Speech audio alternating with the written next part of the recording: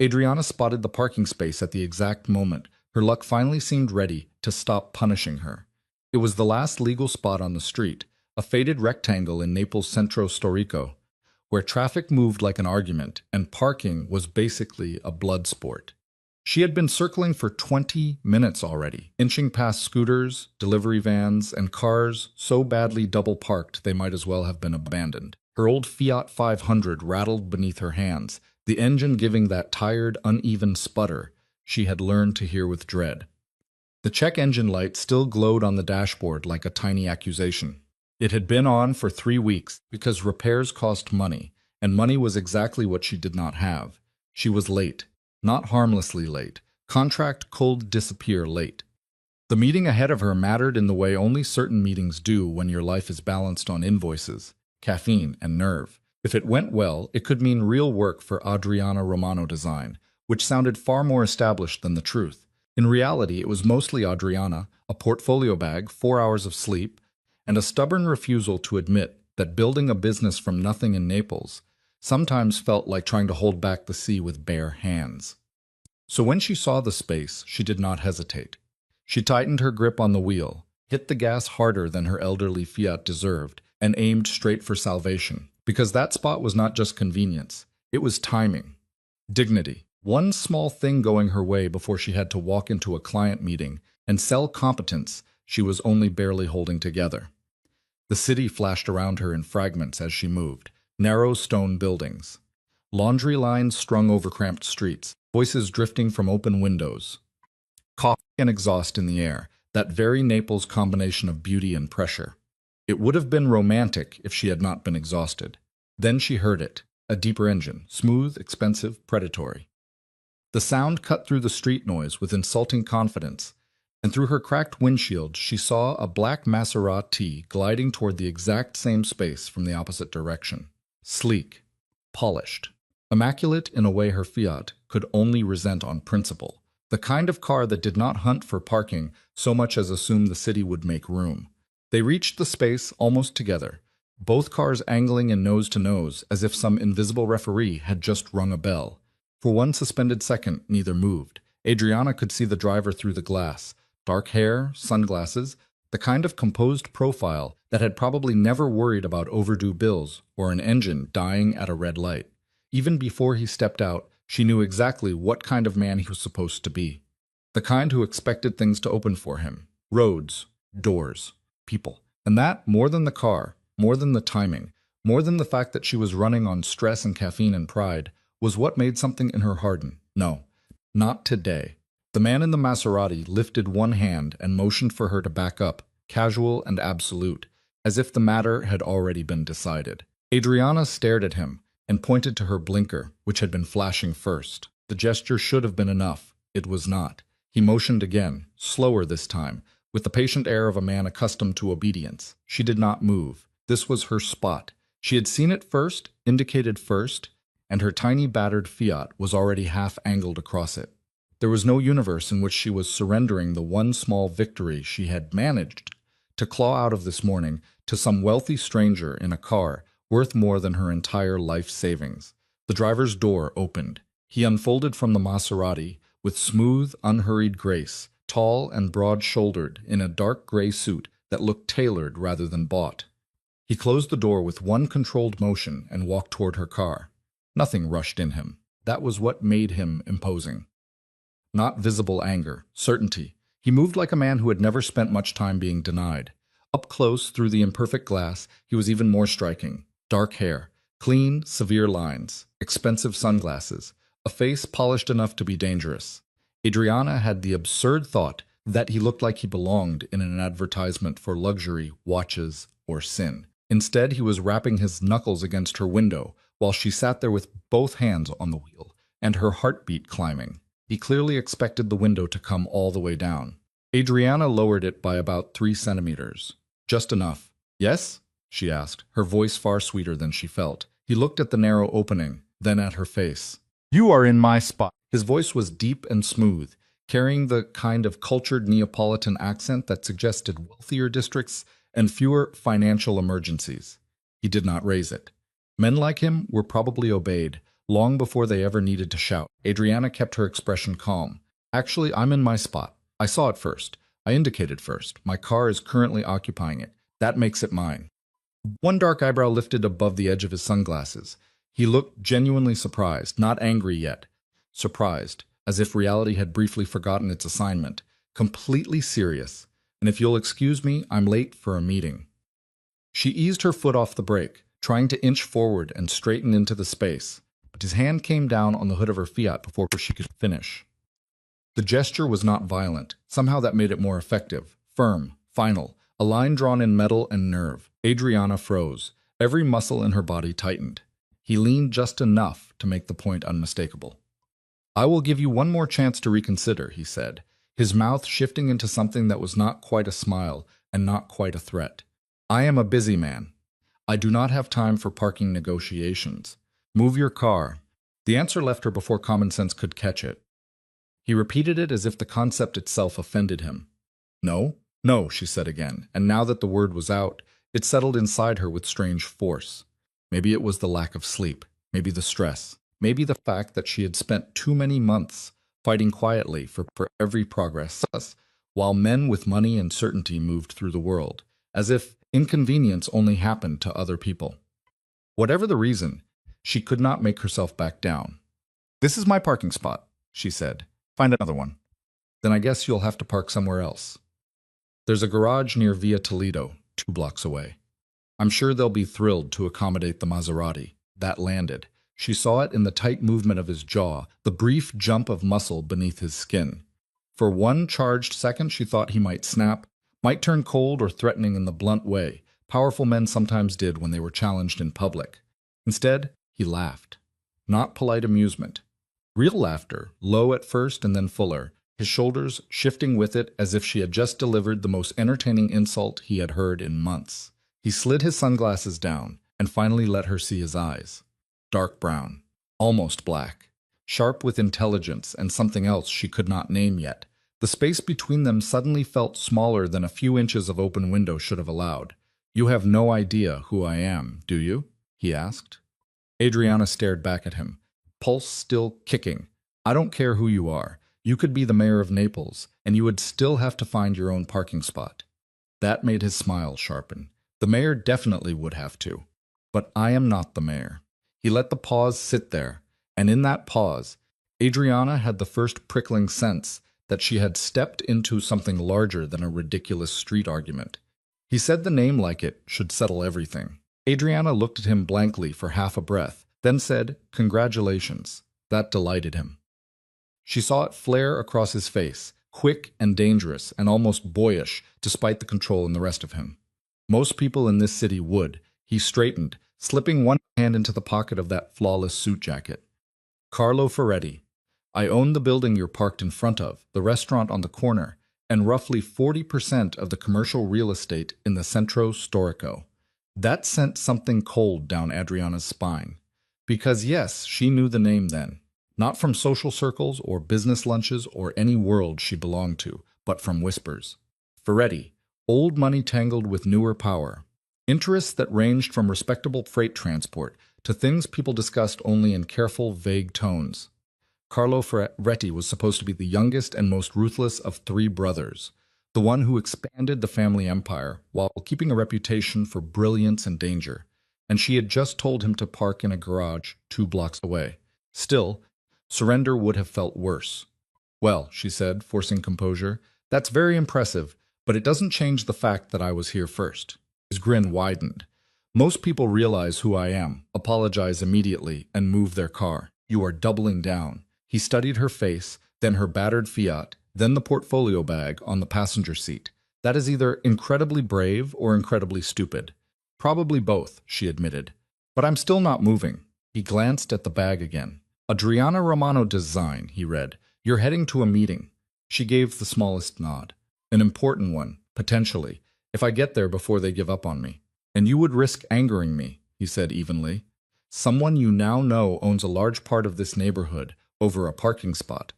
I would risk angering the Pope himself over this parking spot. I've been circling for 20 minutes. I'm not giving it up. Something shifted in his expression then.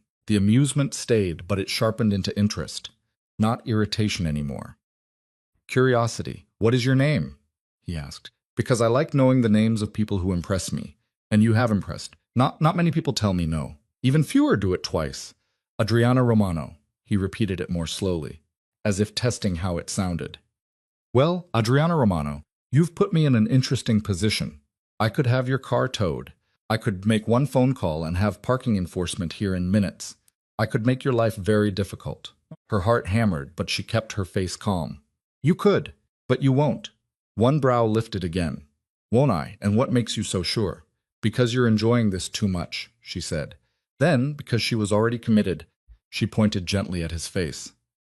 You're smiling. If you were actually angry, you would have made those calls already instead of standing here negotiating. For a second, he just looked at her. Then his smile widened slowly into a full grin. Observant, he murmured.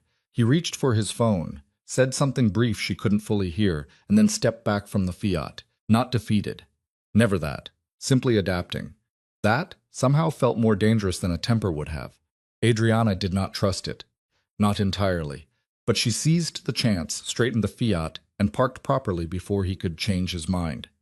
Through the windshield, she watched him cross the street and leave the Maserati parked diagonally, in a place no one else would have dared to stop for more than a few seconds. Of course. When she got out, clutching her portfolio bag, he was waiting near the building entrance, as if the conversation had never ended, as if he had simply allowed the first round to conclude on her terms. That was when Adriana understood. The parking space had not really been the point anymore. She had not just refused a stranger. She had caught the attention of a man who was used to taking up all the room in any street, any room, any life he walked into. And the way Carlo Ferretti looked at her then made one thing quietly, dangerously clear. He had no intention of letting the moment go. He said it at the entrance like it had already been settled between them. Dinner. Tomorrow at 8 late, he would pick her up. The calm in his voice made it worse. A man who shouted could be dismissed. A man who smiled while arranging your life around himself was harder to ignore.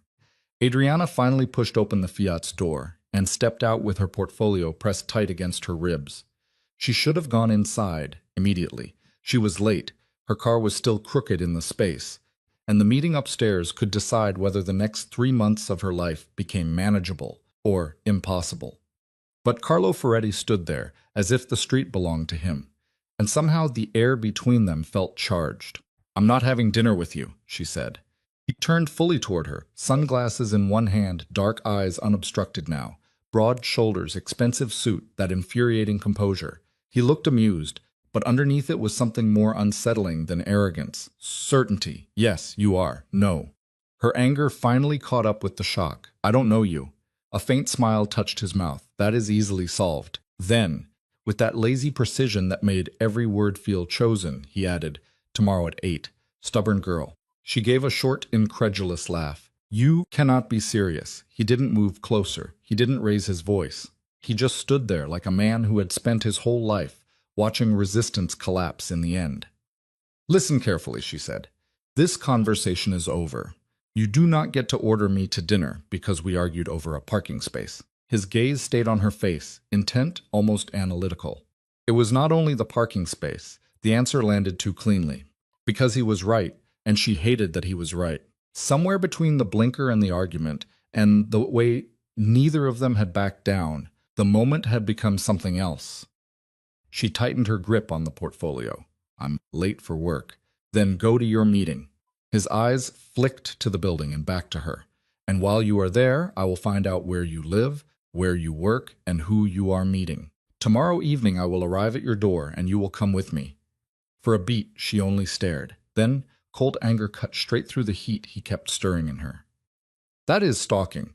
Due diligence, he corrected smoothly. Naples was full of arrogant men who treated refusal like an opening bid.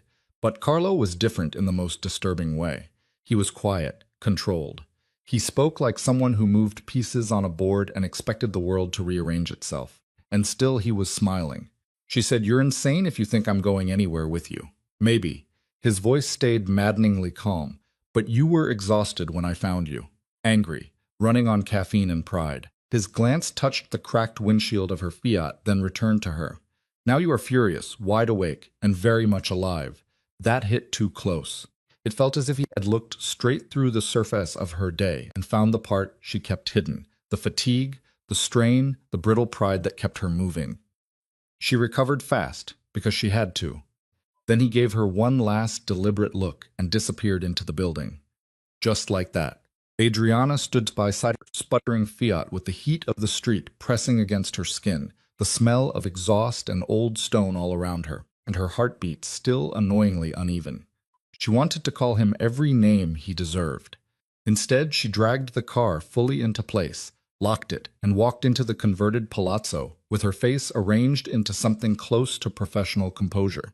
The lobby was all polished stone and high ceilings, the kind of old Naples grandeur renovated into expensive restraint.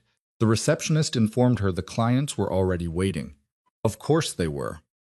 She entered the conference room 17 minutes late, apologized once, and set down her materials before anyone could mistake lateness for incompetence. Romano and Associates sounded much bigger than it was. There was no polished team behind the name, just Adriana, her laptop, her mock-ups, and enough willpower to make a fragile business look stable. The clients were two partners from a boutique hotel group that owned 3 properties and brought in about 8 million euros a year. Exactly the kind of contract she needed and could not afford to lose. At first, Carlo's voice kept intruding at the back of her mind, low and certain and impossible. But work had always been the one place she could save herself. Once she started speaking, the world narrowed. She walked them through the rebrand, carefully, a unified visual identity, collateral that felt cohesive instead of patched together, a digital refresh that would let each hotel keep its own character, while finally looking like part of the same collection. She showed them palettes inspired by Naples without turning the city into a cliché, typography that felt elegant, menus, signage, packaging, room materials. Everything had a reason. Every choice solved a problem. And slowly her confidence returned. This was who she was when nobody was trying to unsettle her. Not the woman in the tiny Fiat arguing with a dangerous stranger. A designer. Good at what she did. Better than good. Even if survival had kept that truth from feeling secure. By the middle of the presentation, one partner leaned forward with real interest. By the end, they were asking timeline questions instead of polite ones. That was when hope stopped being fantasy and became math. 3 months of guaranteed income. Enough to fix the Fiat before it died in traffic. Enough to pay down debt. Enough, maybe, to stop treating every small necessity like a luxury. When the meeting ended, they told her they wanted to move forward pending paperwork. One shook her hand and praised the clarity of her vision.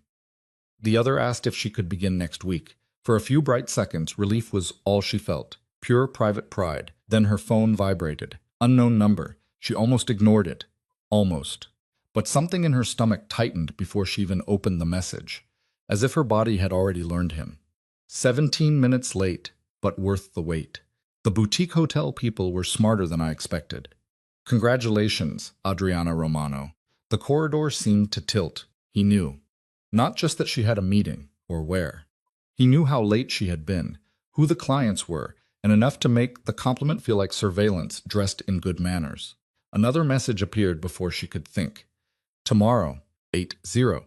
Wear something nice but not formal. We are going to Pizzeria da Michela. She stopped walking.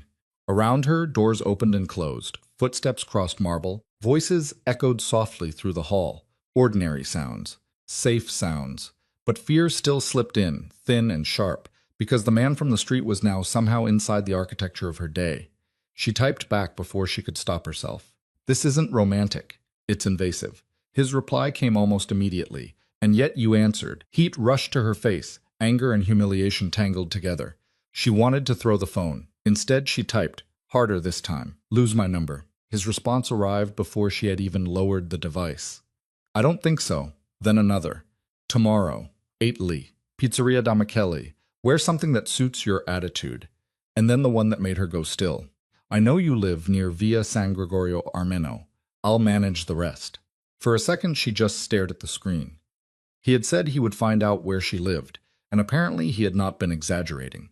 She blocked the number immediately, thumb sharp against the glass, pulse climbing high and ugly in her throat. She should go to the police, she told herself. She should report it, Name it for what it was. Force this back into the category of unacceptable behavior where it belonged. But honesty was cruel sometimes. She probably wouldn't. Partly because what would she say? That one of the richest, most connected men in the Centro Storico had invited her to dinner like a threat, that he knew where her meeting was and what street she lived on. It was enough to frighten her, yes. Enough to make her furious, but not enough, she knew, to promise action from anyone. And partly, this was the humiliating part. Because beneath the fear was something she did not want to examine too closely. He had noticed her. Not politely, not safely, not in any way she could trust, but thoroughly, intensely, almost offensively. And after being with a man who had drifted to Milan, as if she were an afterthought, as if her place in his life could be erased by distance and convenience, there was something deeply unsettling about being impossible to ignore. That did not make Carlo's behavior acceptable. It made it complicated. By the time she climbed the stairs to her apartment building that evening, her anger had settled into a hard knot she carried under her ribs. The fourth-floor walk-up felt steeper than usual. No elevator, chipped steps, old walls that held the day's heat. But when she let herself into the tiny studio, the sight still grounded her. One room, barely enough space for everything she owned, but it was hers. Hard-won. Paid for by invoices, late nights, stubbornness. From the window she could see laundry lines strung between buildings, church steeples rising beyond the rooftops, the worn beauty of Naples, layered in stone and noise and survival. It was not glamorous. It was a life she had built inch by inch. She changed clothes, tied her hair back, and sat at the small table with her laptop, determined to reclaim the rest of the night through work. If she kept moving, kept answering emails, kept refining concepts for the hotel project, maybe the shape of him would fade. Maybe the whole day would return to something logical. It didn't. Around midnight there was a knock at the door. She froze. For one irrational second she thought of Carlo himself standing outside, impossibly certain, one day early just to prove he could, but when she opened it, there was only a delivery and a bundle of wildflowers from the hills around Naples, loose and unruly and vividly alive. Not roses, not the usual performance of romance. Wildflowers, as if someone had wanted the gesture to feel noticed rather than generic. A card rested inside. For being the first person in years to tell me no. Then beneath it, do not make me come get you. Adriana stood in the doorway, holding the flowers, while the corridor stayed silent around her. The threat in the note should have been the only thing she felt. And she did feel it. She felt the invasion of it, the arrogance, the way Carlo kept stepping over lines as if lines were for other people. But she also felt the pulse of the day returning all over again. The parking space, his hand on the hood, the dark amusement in his eyes, the impossible certainty with which he had looked at her, as if her refusal had not ended anything but started it. She shut the door, set the wildflowers on the table, and stared at them for a long moment. She was furious. She was unsettled. And despite every sensible part of her, she was already wondering what would happen at 8 tomorrow. Morning did not clear her head. Adriana woke with the same irritated awareness she had fallen asleep with. Carlo Ferretti somehow still inside her apartment without even the wildflowers on the table. In the card she had read too many times. In the humiliating fact that she kept replaying the street and that slow, dangerous smile when she told him he was enjoying himself. She told herself the feeling was anger, because anger made sense. A man with money and reach had tracked her meeting, her home, her schedule, and decided her no was only the beginning of a longer conversation. It was invasive, arrogant, the kind of behavior she would have judged without mercy in anyone else. And still there was curiosity under it, sharp and restless. So she worked. Work was real. Work was measurable. The boutique hotel contract still was not signed, but it was close enough to feel like oxygen. 3 months of steady income. Enough to fix the Fiat before it died in the middle of traffic. Enough to push back the debt that sat at the edge of every decision she made. She spent the day hunched over her laptop with coffee going cold beside her, adjusting color palettes, answering emails, pretending not to notice how often her eyes drifted to the clock. By noon she had decided she was absolutely not going. By late afternoon she had composed an entire speech for him if he showed up anyway. Something cold and precise about boundaries and stalking and rich men who had never been told no often enough. By 5, she had become absurdly aware of the apartment around her, as if seeing it through his eyes might somehow protect her against him. The fourth floor walk-up, no elevator. The tiny kitchen, the old windows opening onto laundry lines, church steeples, and a strip of Naples sky. Small but hers, hard-won in every possible way. She took leftover pasta out of the fridge and set it on the counter like proof. This was the evening she was having, she told the empty room. Pasta, work, maybe a shower. Carlo could knock until his perfectly tailored knuckles bruised. At 7:30, she got into the shower. She stood under the water longer than necessary, telling herself it proved nothing. People showered on ordinary evenings. People did not stay tense under hot water, because 8 was approaching with mechanical certainty. But every time she closed her eyes, she pictured the door. She pictured not answering it. She pictured answering in old pajamas. Worse, she pictured his face in both versions, and hated that she could imagine it so clearly. At 7:45, she stood in front of the closet. That, too, she argued with herself about. If he came, she did not want to look flustered. She did not want to look as if he had pulled her off balance. So she ignored the obvious dress, rejected anything too soft, too formal, too hopeful, and chose dark jeans with a silk blouse that made no promises. Minimal makeup. Just enough to sharpen her eyes and erase the fatigue of another bad night. She left her hair down, because pinning it up would have felt like effort, and she refused to admit effort. At 7:50, she was dressed. She looked at herself in the mirror and immediately became furious all over again, because Carlo had said, wear something nice, but not formal, and against every sensible impulse, she had obeyed. The knock came at precisely 8 p.m., not a second early, not a second late. 3 controlled raps on the wood, calm and patient, and utterly certain of being answered. Adriana closed her eyes for one beat, grabbed her purse before she could stop herself, then glared at it in her own hand as if it had betrayed her. When she opened the door, Carlo was leaning one shoulder lightly against the frame, as though he had all the time in the world. He had traded the suit for dark jeans and a black button-down with the sleeves rolled to his forearms. And somehow that was worse. Less armor, more man, more dangerous for being effortless. The expensive polish was still there, of course, in the watch at his wrist and the stillness of his body, but dressed down he looked younger, more intimate, like this was the version of himself he allowed only when he was choosing to be seen. His gaze moved over her once, slow and assessing, then returned to her face. Satisfaction touched his mouth. You're ready. He glanced at the purse in her hand. It means, he said in that low, maddeningly calm voice, that you opened the door, Adriana. There was laughter in his eyes, but not mockery.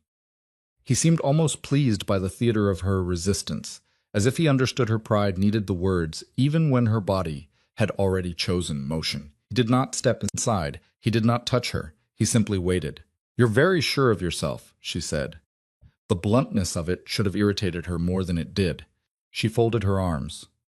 For someone who threatened to track me down, you seem strangely relaxed. I said I would come at 8. I came at 8. 8? That does not make you honorable. It makes you punctual. The corner of his mouth lifted. Standing there in the narrow hallway, he seemed even more dangerous than he had in the street, because now she could see the discipline underneath the arrogance. Carlo was not trying to overpower her with volume. He controlled the space by lowering his own temperature, making her feel every beat of silence between them. Then he tipped his head slightly. If it helps, we are no longer strangers. A small laugh escaped her before she could stop it. That is not how strangers work. For us, apparently it is. He straightened from the frame. Come have dinner with me. And yet. His eyes dropped once more to her purse, then came back to hers. You are standing here dressed exactly for the evening I suggested. She should have fired back. Instead, she just looked at him, and that was dangerous too. I know, he said softly. That is why I like looking at you. The line landed harder, because he said it without performance. No smirk, no flourish, just a fact. For a second, all Adriana could do was really look at him, at the dark stubble along his jaw, the rolled sleeves, the patience in his stillness. He was giving her room, too much room, maybe, enough to make the choice feel like hers. Then she found the last of her irritation and held on to it. This is not a date, and if I go, it is because I want to understand what is wrong with you. That made him smile properly, brief and warm and unexpectedly real. Good, I want to understand you too. Something shifted inside her then. Not trust, not surrender. Just the first crack in the easier story she had built about him, the one where he was nothing but appetite and entitlement. A man who wanted simple possession would have pressed harder. Carlo, for all his certainty, kept leaving the threshold open for her to cross herself.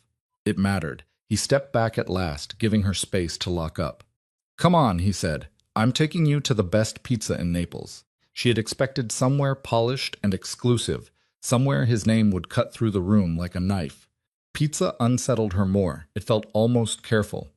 She locked the apartment, slid the key into her purse, and followed him down the stairs, telling herself she was not surrendering. She was investigating, indulging a dangerous curiosity with her eyes open. Still, by the time they stepped out into the Naples evening together, she knew she had crossed a line. Not because he had forced her over it, but because some part of her needed to see what waited on the other side. The city was warm and alive when they reached Pizzeria da Michele, all noise and light and movement, scooters threading through traffic, voices spilling from doorways, the air thick with yeast, tomato, smoke, and hot stone. Adriana had been there before years earlier, and arriving now with Carlo at her side made the familiar place feel newly charged. He noticed her surprise at once. "You expected somewhere more intimidating.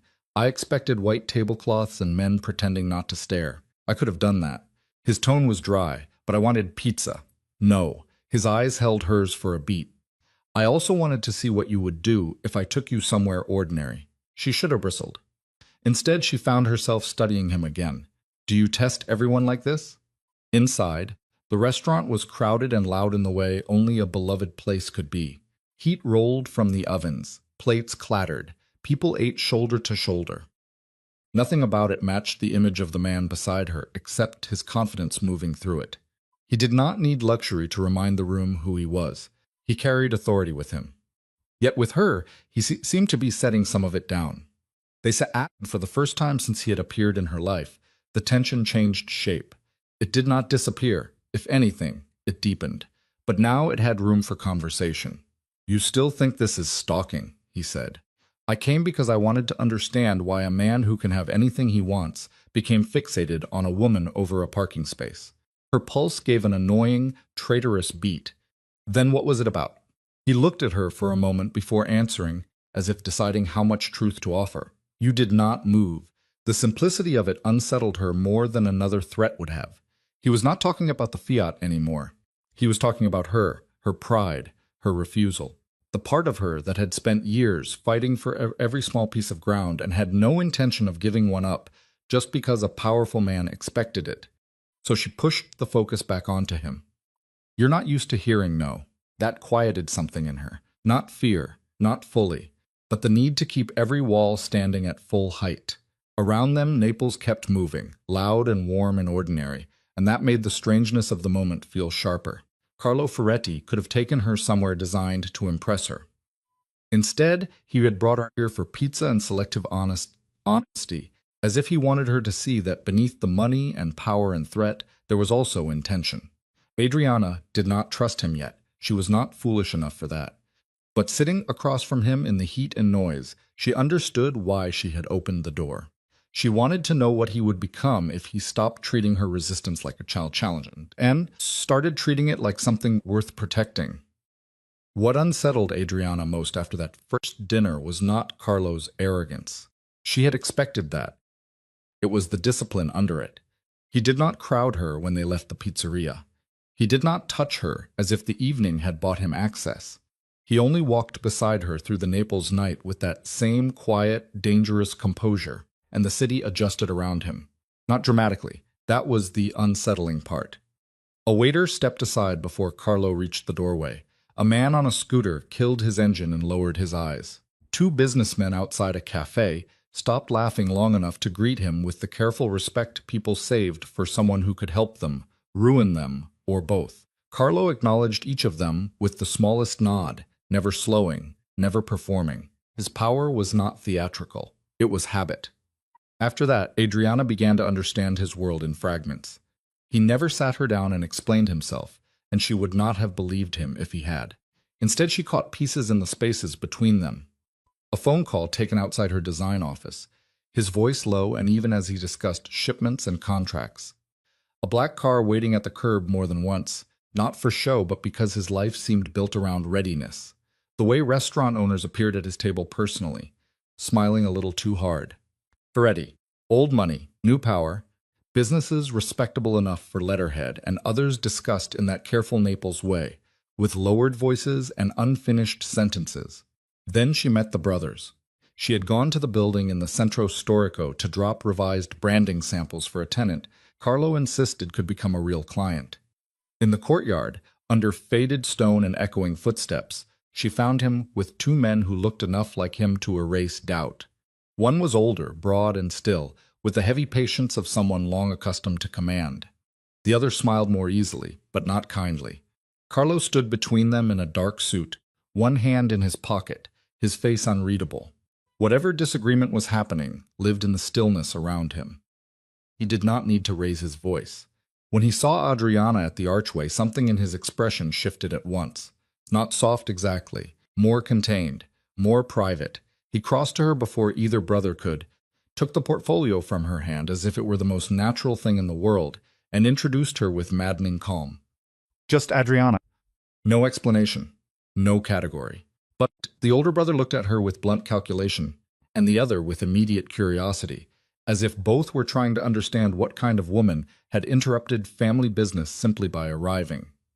On the way out, she asked whether they approved of her. Carlo gave her a sideways glance. I did not ask for their approval. He opened the car door for her. No, I didn't. He left it there, but the answer remained between them anyway. His world was not built for easy affection. Loyalty? Yes. Obedience, certainly. Approval sounded uncertain at best. For the first time, Adriana looked at him and saw not only danger, but isolation. A man obeyed by everyone, understood by almost no one. A man so used to control that tenderness had to arrive sideways, or not at all. Still, whatever this was between them had not remained private. That truth arrived a few days later with the cold precision of bad timing. Adriana stayed late at her studio, alone except for the hum of the old air conditioner and the light of her laptop as she finalized mock-ups for the boutique hotel chain. She was trying to hold on to the practical part of her life, the part that paid rent and repaired engines and kept her future from narrowing. By the time she packed up, the street below Via San Gregorio Armeno had thinned into shadows and metal shutters. She felt it before she understood it, that old shift in the body, the sense of being watched. At first she told herself not to be ridiculous. Naples was always loud, always crowded, always half-observed. But the man leaning against the wall across from her building had been there when she came down the stairs, and he was still there when she reached the corner. Mid-30s, maybe. Expensive jacket. Blank face. When she looked at him, he smiled, not warmly, like he wanted her to know he had been waiting. Her stomach dropped. She turned and kept walking, hearing another set of steps behind her after a pause just long enough to remove doubt. She did not run. Pride stopped her for half a block. Then she heard her own name. The voice behind her was smooth and unfamiliar. You should be careful who you have dinner with. She stopped too fast, pulse striking hard against her throat, and turned enough to see him clearly. Same man, same smile. His eyes moved over her face, her bag, the emptying street, assessing everything. He spoke of Carlo without needing to say his name directly, and somehow that made it worse. He asked if she really knew what kind of man a Ferretti was. Whether she understood the sort of attention she invited by standing too close to him. There was nothing she could point to as a direct threat, nothing loud, just civility sharpened into menace. Then a black sedan cut into the mouth of the lane, so fast it seemed to appear from the dark. Brakes, doors. Two men stepped out with the silence of practiced movement, and behind them came Carlo. Everything changed. He did not shout. He did not go to Adriana first, though his eyes found her immediately, and stayed there long enough to confirm she was unhurt. Then he looked at the man in front of her, and the temperature of the street seemed to drop. Carlo moved with terrifying economy, each step deliberate, every line of him controlled. The stranger tried to smile it away, tried to turn the moment into conversation, but fear had already entered his face. He knew exactly who had arrived. Carlo stopped between Adriana and the man, shielding her without touching her. You do not say her name again, he said quietly. That was all. No scene. No dramatic threat. Just one sentence in a voice, so even it chilled her more than shouting would have. The man tried one last explanation about misunderstandings and business and how no offense had been meant. Carlo listened without expression. Then he gave the smallest tilt of his head toward one of his men. The gesture was minimal, final. The stranger was escorted away in seconds, firmly and efficiently, with no spectacle and no real argument left to make. The street went still after that, as if the city had decided not to witness the rest. Only then did Carlo turn to her fully. "Did he touch you?" She shook her head, but too late realized her hands were trembling. The adrenaline came hard now that the danger had passed, leaving her cold under the skin. Carlo saw it immediately. Of course he did. His jaw flexed once, the only sign that his anger was still there, contained and lethal, and aimed entirely outward. "Come," he said. This time she did not want to fight the word. He guided her toward the sedan with one hand hovering near her back, not pressing, not claiming, only there in case the uneven stones betrayed her. Inside, the leather smelled faintly of smoke and rain. Naples blurred beyond the window in amber streaks. Adriana tried to say she was fine, but the truth caught behind her ribs. She was not fine. She was furious, shaken, humiliated by her own fear, and beneath that was something even harder to admit. When Carlo sat beside her instead of across from her, leaving a careful inch of space between their shoulders, she felt safer. That realization stung her pride almost as much as the encounter itself. For several blocks, neither of them spoke. Carlo took one brief phone call, giving instructions in the same calm, low voice he used for everything important. No names, no explanations, just decisions. Then silence again. Watching his profile in the passing light, Adriana understood that what had happened was not random. It belonged to his world, to his reach, to the enemies and warnings and consequences that followed a man like him, whether he invited them or not. When the car stopped outside her building, she reached for the handle and found her fingers still shaking too badly to work it cleanly. Carlo opened the door from the outside, then crouched slightly so he could look at her without towering. She met his eyes. "I am sorry," he said.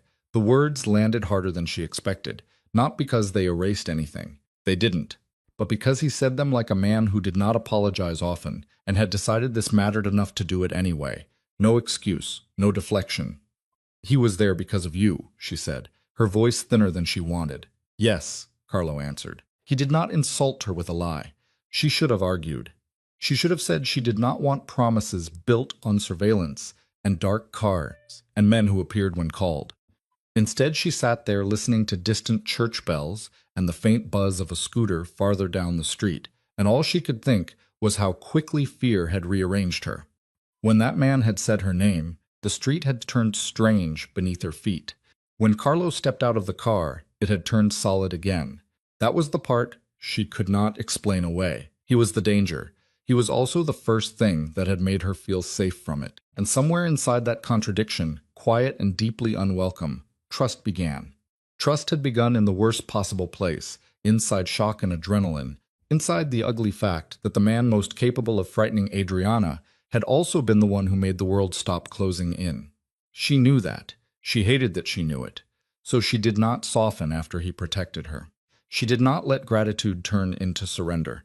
The moment Carlo's fierce attention shifted into questions about where she was going, who had been with her, why he had not known, she pushed back with all the pride that had kept her standing this long. She told him fear did not make her his. Being saved did not turn her into something he could manage. He listened without interrupting, jaw tight, eyes unreadable. His silence was never empty. Around them, Naples kept moving in ordinary sounds, traffic scraping past, voices drifting up from the street, life continuing while the space between them felt charged enough to split. Adriana held her ground anyway. She told him she would not be monitored, redirected, or folded into his world as if her life were just another problem for Carlo Ferretti to solve. She had spent too many years fighting for things other people considered small. A fourth-floor walk-up with no elevator. A business that was mostly one woman and a laptop. A name on a portfolio that meant she had built something with her own hands. Small did not mean unimportant. Small was what survival looked like when nobody came to rescue you. And then, because anger always brushes against older wounds, she said more than she meant to. She said she knew what it was to become easy to set aside. Easy to fit around somebody else's larger life. Easy to leave behind when something richer, shinier, more convenient appeared. The words came out sharper than she intended, but she did not take them back. Carlo's expression changed almost imperceptibly, some slight break in that polished control, as if he understood exactly what it had cost her to say that aloud. When he finally spoke, his voice had shifted too. Less command, more truth. He admitted he pushed.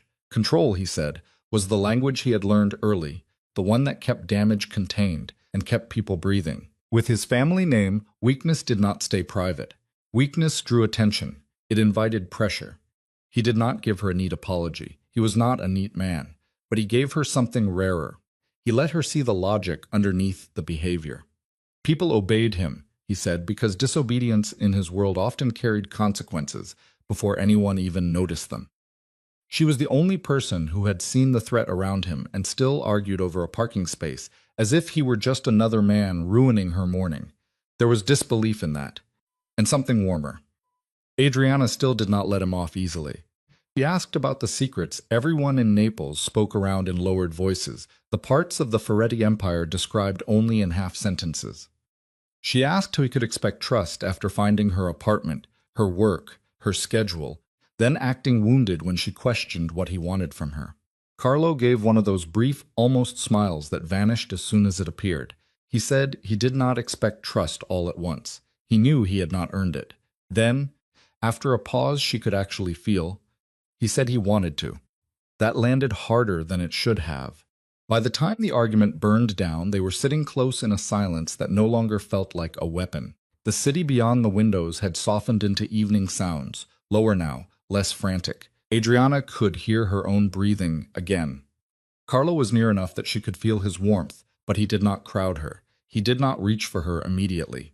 He only watched her with that same steady focus, except now it was missing the hard edge of assessment. He was not measuring her. He was paying attention. He asked about Romano and Associates, and the name almost made her laugh.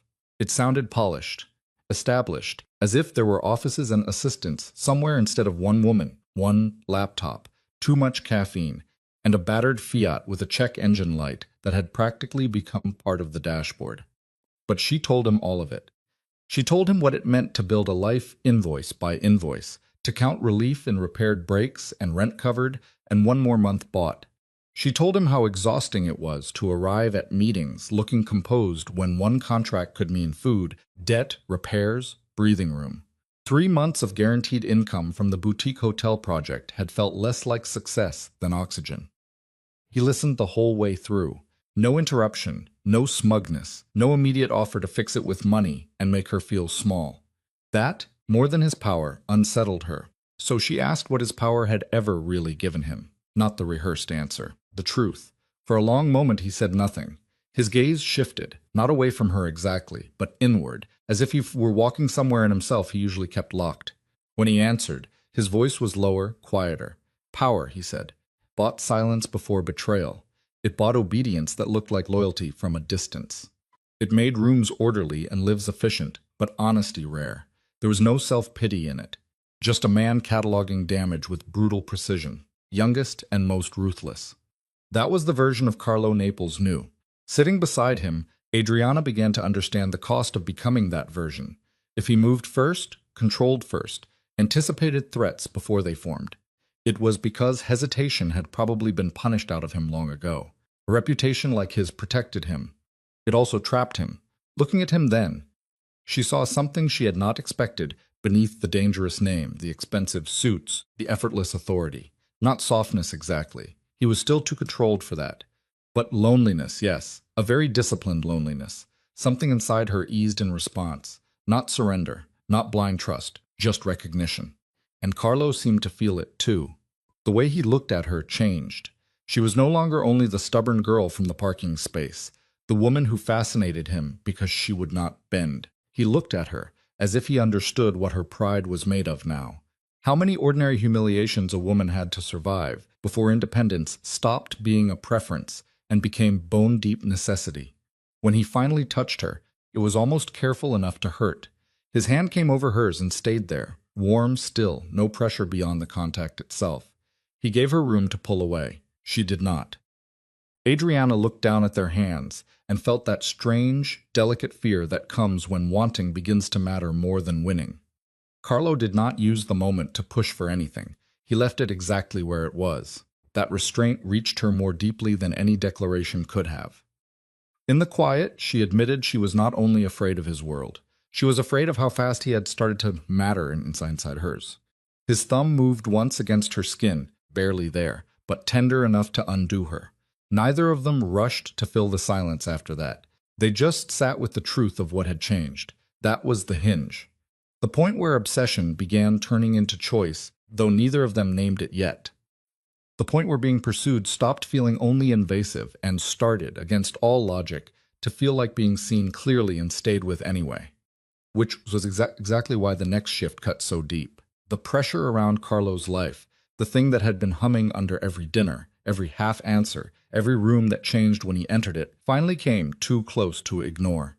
His family, his business, the enemies implied by both. None of it stayed vague anymore. Adriana felt it first in the small distortions that creep in before a real break.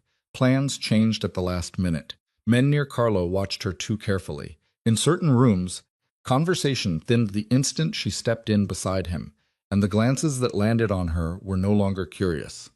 They were measuring what she knew, measuring what she meant to him, measuring what she might cost.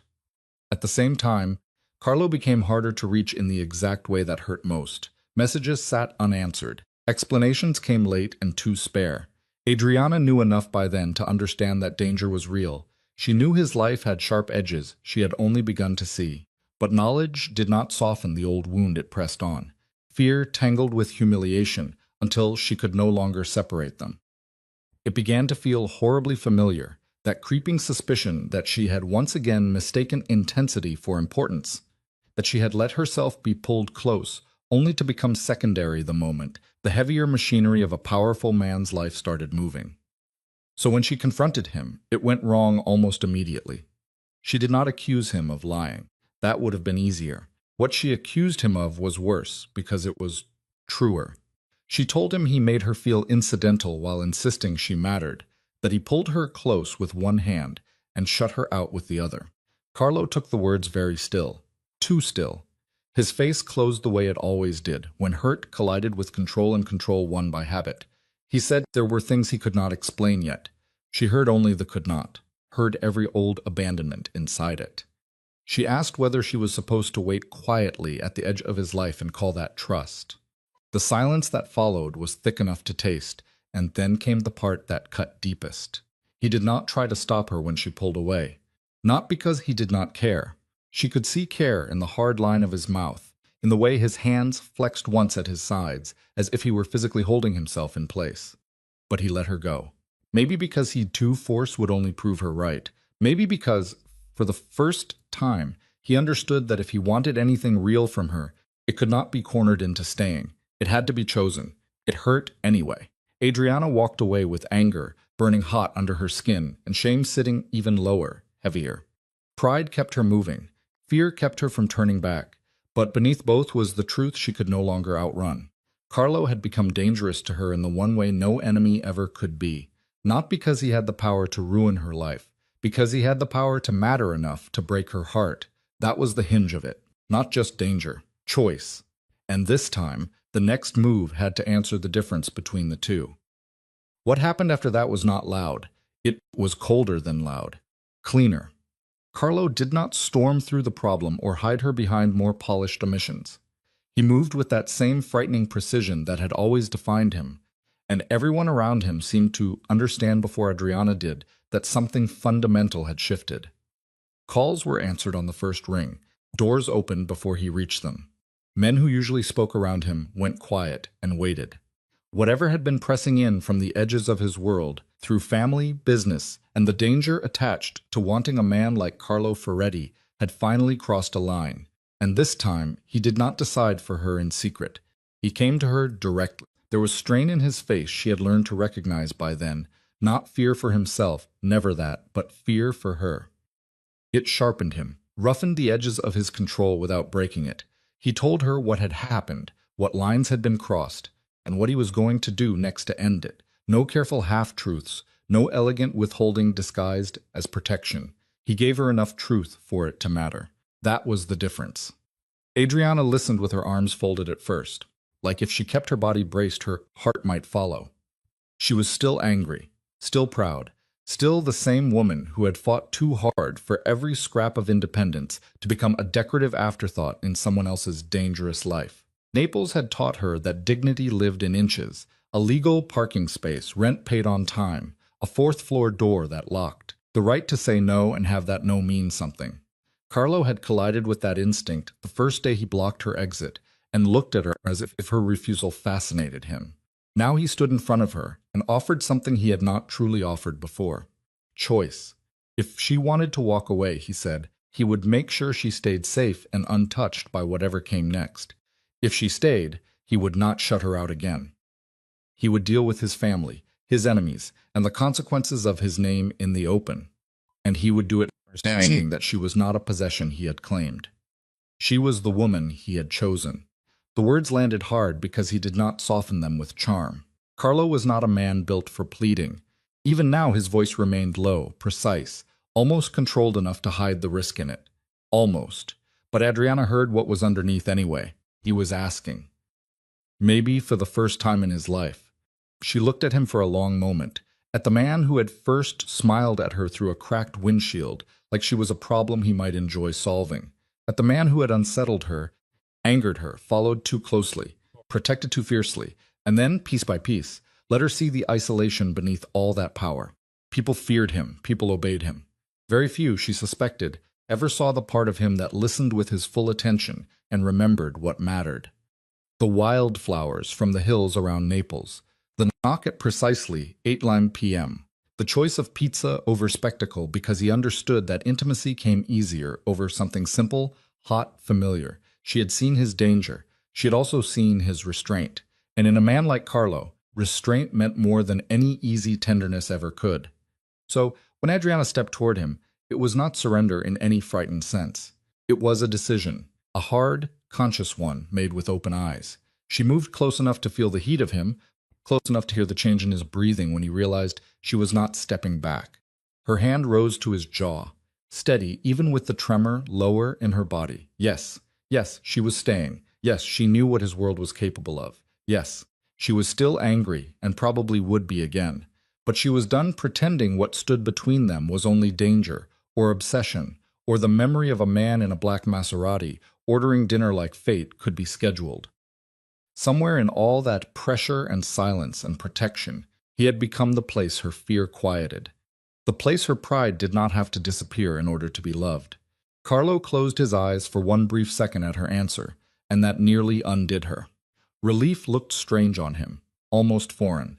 When he pulled her into him, he did it carefully, as if even now some part of him understood. This only mattered if she remained free to change her mind. His hand settled at the middle of her back, her forehead pressed against his chest. For a while neither of them spoke, just silence. Not empty silence, resting silence. The kind that comes after strain has burned through and left the air sharp but breathable again. After that, he did what he had promised. He set boundaries where there had been none. He handled the threat moving through the shadows around his family empire. With the same ruthless competence that had built the Ferretti name into something people respected and feared in equal measure. But Adriana understood the difference now. His ruthlessness had direction. It had limits. It was never random, never careless. And where she was concerned, the line became absolute. No one reached for her through him again. That was his answer to the world around them. Not that she belonged to him in the crude, expected way people might assume of a man like Carlo Ferretti, but that if she stood beside him, she would stand there protected, informed, and chosen. Chosen first. The quiet after all of it felt almost unreal. Not because Naples had changed. It had not. The city was still pressure and beauty packed into narrow streets, still church bells and scooters and old stone holding the day's heat after sunset. Adriana moved through it differently now. Not softer, just less alone. She was still herself, still stubborn enough to argue when she meant it. Still the woman who had looked at the most powerful man on the block and told him no over one legal parking space. Maybe especially that woman. Only now she no longer carried the whole weight of survival by herself. That truth settled in through ordinary things. Carlo at her door without demanding entry, waiting for her to open it. Carlo asking about her clients as if her work mattered, not as a charming little detail, but as part of who she was. Carlo moving through his city with the same dangerous discipline he had always possessed, yet gentler in the spaces that belonged only to them. He did not become harmless. That was never the point. He remained what he was, powerful, controlled, watchful, a man other people approached carefully, but with Adriana. He learned something harder than possession, patience. And she learned something harder than resistance, trust. One evening when the worst of the storm was behind them, and Naples had softened into that golden blue hour it wore so well, they found themselves back in the Centro Storico. Warm air drifted between the buildings. Laundry moved overhead on its lines. Somewhere farther down the street, a horn blared with familiar impatience, and the sound made the whole city feel exactly like itself. Then Adriana saw it, a single legal parking space open at the curb. She stopped, looked at the painted lines, then at Carlo.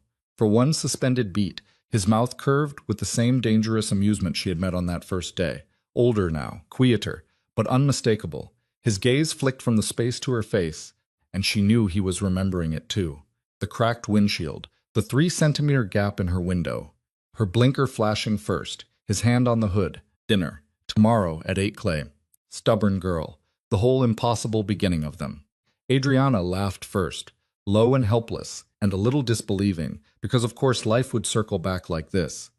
Of course Naples would hand them their history in the shape of painted lines on old pavement. Carlo stepped closer, not crowding her, just near enough that his shoulder brushed hers. "Your spot," he murmured. There was no challenge in it now, only recognition. She turned toward him and felt, all at once, the clean shape of what had changed. There were still 1,000 reasons she should never have ended up here with this man.